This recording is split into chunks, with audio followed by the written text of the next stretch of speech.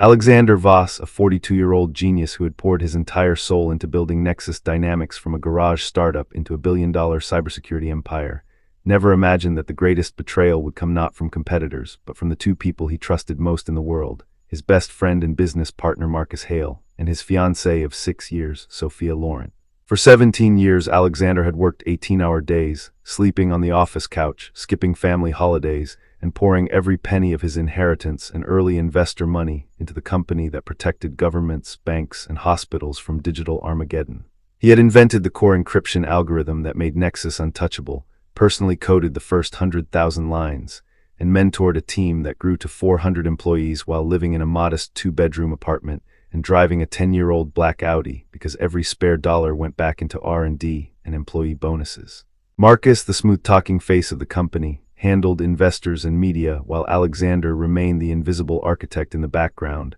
content with his title of Chief Technology Officer and the private satisfaction of knowing his code kept the world safer. Sophia, the elegant corporate lawyer who had joined as general counsel 3 years after they met at a tech conference, had become his anchor, the one who reminded him to eat and occasionally dragged him to the opera or weekend getaways, always whispering that one day they would slow down and start the family they both dreamed about. On the night of the annual Nexus Gala at the opulent Grand Ballroom of the downtown Hilton, where the company was celebrating its IPO success and Alexander was supposed to receive a Lifetime Achievement Award, the betrayal detonated in front of 200 employees, investors, and journalists. Marcus took the stage first, smiling his trademark charismatic smile, and announced a surprise restructuring.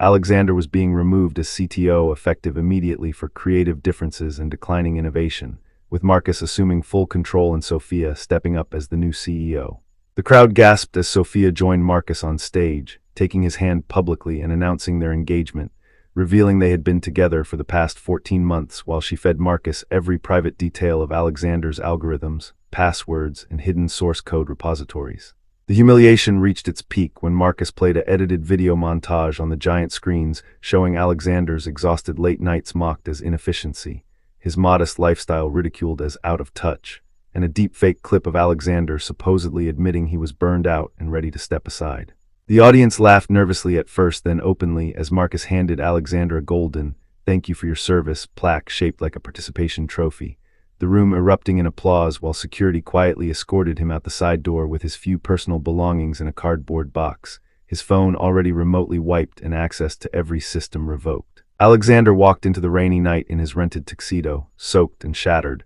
the laughter still ringing in his ears as he realized every late night, every sacrificed relationship, every dream of building something meaningful had been stolen by the two people he loved most. That night in a cheap motel on the edge of the city, Alexander sat on the worn bed staring at the rain-streaked window, his mind racing not with despair but with the cold precision that had once made him unstoppable. He had never told anyone, not Marcus, not Sophia, not even the board, about the shadow architecture he had built into Nexus from day one. A hidden master key embedded in the deepest layers of the code, a series of backdoors and kill switches only he could activate, and a separate parallel company registered under offshore entities with patents that predated Nexus by years. While Marcus and Sophia celebrated their victory in the penthouse suite, Alexander opened his old encrypted laptop and began the quiet dismantling. Over the next 72 hours, he triggered silent protocols that transferred ownership of critical patents to his hidden holding companies, activated dormant accounts containing nearly $280 million accumulated from early angel investments and royalties he had never withdrawn, and planted subtle logic bombs throughout the Nexus codebase that would begin degrading performance within weeks. He then vanished completely, selling his apartment, closing every visible bank account, deleting social media profiles, and boarding a private flight to Singapore under a new identity he had prepared years earlier as a contingency against corporate espionage. In Singapore, he reemerged as Dr. Elias Kane, a reclusive tech visionary, and within 6 months launched Eclipse Systems, a rival cybersecurity firm built on technology that was 2 generations ahead of Nexus, because it was the original, untainted version Alexander had perfected in secret during sleepless nights when everyone thought he was merely maintaining the old code. Eclipse won its first major government contract within a year, then another, then a string of Fortune 500 clients, each defection from Nexus explained publicly as superior architecture and ethical leadership. Meanwhile, back in the original city, Nexus began crumbling. Systems suffered mysterious outages, Clients reported data leaks that traced back to internal sabotage no one could prove. Stock prices plummeted as investors lost confidence, and Marcus and Sophia's lavish lifestyle, private jets, multiple homes, and public displays of their new power couple status, began draining the company's rapidly shrinking reserves. Alexander watched every development from his minimalist penthouse overlooking the Singapore skyline, his revenge unfolding not with crude destruction but with surgical precision, each move calculated to mirror the slow erosion of trust and dignity they had inflicted on him. 2 years after the gala humiliation, Eclipse Systems went public in one of the most successful tech IPOs in Asia, valuing the company at $4.2 billion,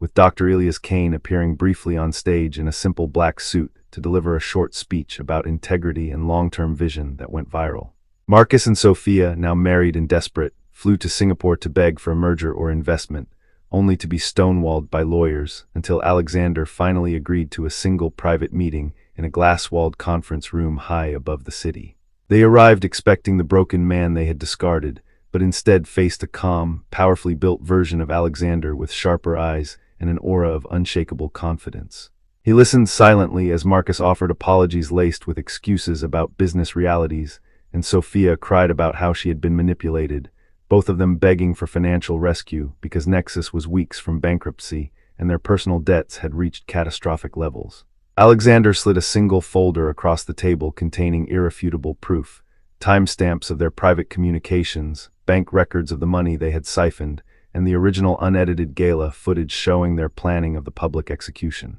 He then activated a large screen displaying real-time dashboards of both companies, Eclipse thriving, Nexus bleeding clients and talent.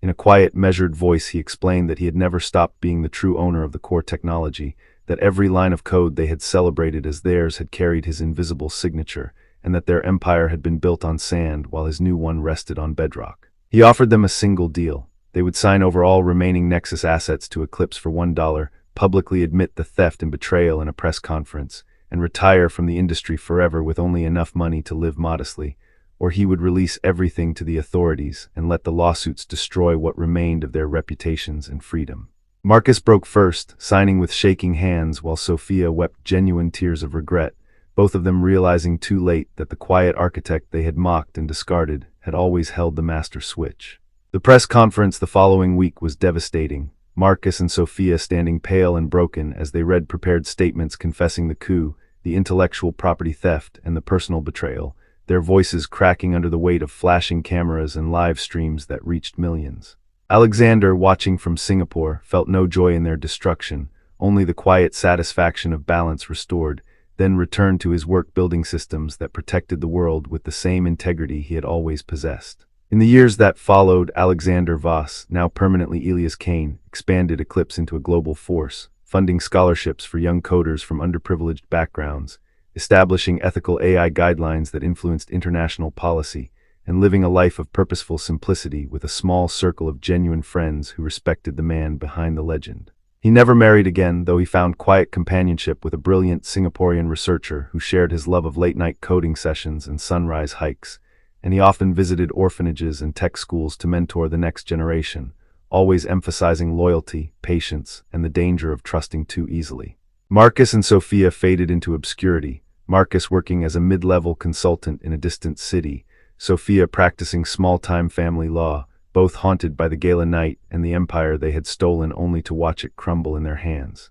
Occasionally, Alexander would receive anonymous letters of apology that he read and then filed away without reply, not out of cruelty, but because true revenge had never been about their suffering. It was about proving that the man they had tried to erase was never dependent on them, that his value had always come from within, and that the greatest punishment for betrayal is watching the person you discarded build a better world without you. The shadow architect had stepped into the light, not for vengeance alone, but to show that quiet dedication could outlast loud ambition, and that the most devastating revenge is simply refusing to stay broken and choosing instead to rise higher than anyone who tried to bury you ever imagined possible. The story of Alexander Voss became legend in tech circles, a cautionary tale told in boardrooms and startup garages about the dangers of underestimating the silent genius in the background, the one who writes the code that runs the world and who, when betrayed, can rewrite reality itself with the same calm precision that once built empires from nothing. In the end, the man they laughed at on that gala night became the architect of both their downfall and his own legend, proving that true power was never loud, never flashy, but always patient, always watching, and always ready to reclaim what was rightfully his when the moment finally came.